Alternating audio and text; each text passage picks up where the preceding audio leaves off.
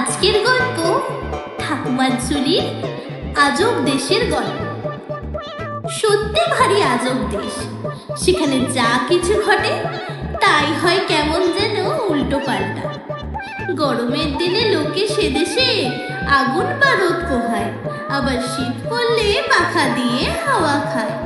দিনের বেলা যে পথে রুই কাতলা হাঁটে, রাতে সেখানে গরু মহিষ জলে সাঁতার কাটে। আজবপুরে ভিখারিরা খুব বড় লোক। লোকে মোটা মোটা টাকা ভিখিরিদের ভিক্ষা দেয়, আর ধনীরা সব নিজেরাই ভালো করে পেট ভরে খেতে পায় না। পায়ে হেঁটে পথে ঘোরে, আর ভিখারিরা দিব্যি ঘোড়ায় চড়ে ঘুরে বেড়ায়। আজবপুরের আকাশ সবুজ, গাছের পাতা নীল, জল খুব গরম, আগুনে মোটেই তাপ নেই, খুব শীতল। একবার এক ব্রাহ্মণ আর তার শিষ্য এলেন আজবপুরে। ব্রাহ্মণ ঠাকুর দৌড়ে দৌড়ে ভিক্ষা করেন, মোটা টাকা ভিক্ষা পান। তাই নিয়ে তিনি গেলেন এক দোকানে। দোকানে গিয়ে দেখেন চালের খুব দাম, আর রসগোল্লা সন্দেশ দই সস্তা।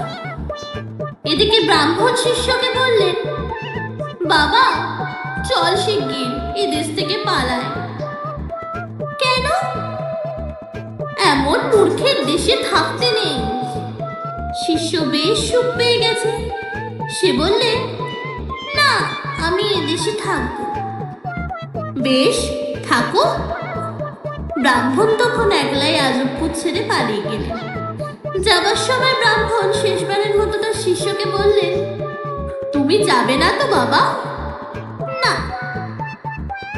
ভেবে দেখো বলছি। অনেক ভেবেছি। অগত্যা ব্রাহ্মণ একাই চলে গেলেন সে দেশ ছেড়ে। শিষ্য পেট ভরে খায় আর মোটা হয়।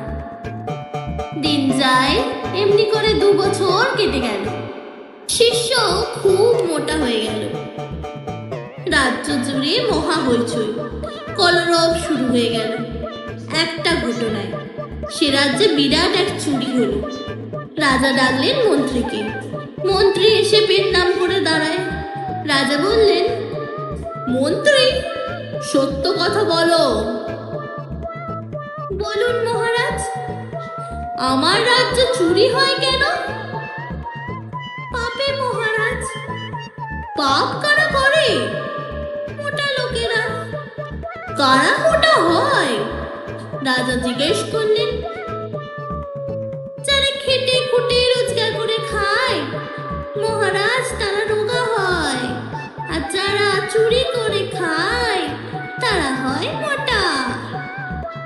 রাজা খুশি হলেন, বললেন, ঠিক মন্ত্রী, তোমার বুদ্ধি আছে। রাজা তখন হুকুম দিলেন, কোতোয়াল রাজ্যে যত মোটা লোক আছে সব কটাকে ধরে নিয়ে এসো। আজবপুরের কোতোয়াল ধরে আনতে বললে বেঁধে আনে।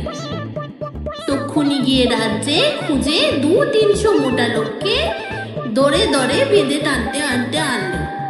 রাজা কোতোয়ালের কর্মতৎপরতা দেখে খুব খুশি হলো, তাকে পুরস্কার দিল।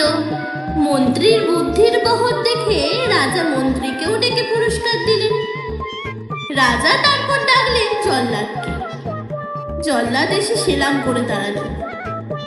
রাজা বললেন, এদের সবাইকে কেটে ফেলো, এরা পাপী। এইসব মোটা লোকদের মধ্যে সেই গুরুর শিষ্যটিও ছিল। সে তো মনের দুঃখে কাঁদতে লাগলো। এদিকে তার গুরুদেব অন্য দেশে ঘুরে সেদিন এসেছে সেই নগরে। শিষ্যকে না পেয়ে খুঁজতে খুঁজতে তিনি চলে এলেন শ্মশান ভূমিতে।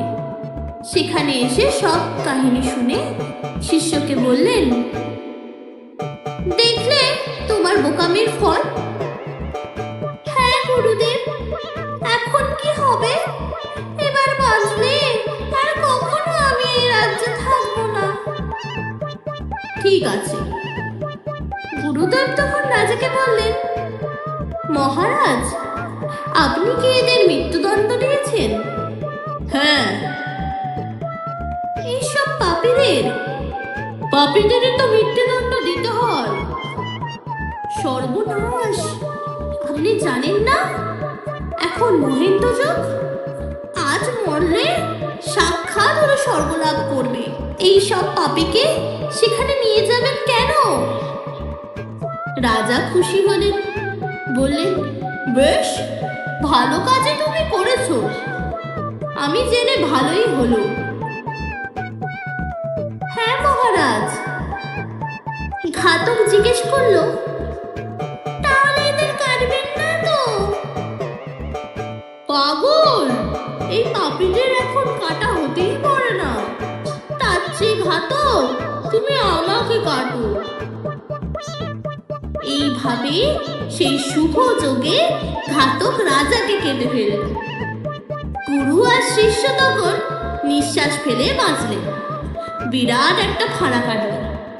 শিষ্য বললে, গুরুদেব চলুন, এ রাজ্যে আর একদিনও নয়। তখন তারা সেই আজবপুর রাজ্য ছেড়ে চলে গেলেন অন্য পথে।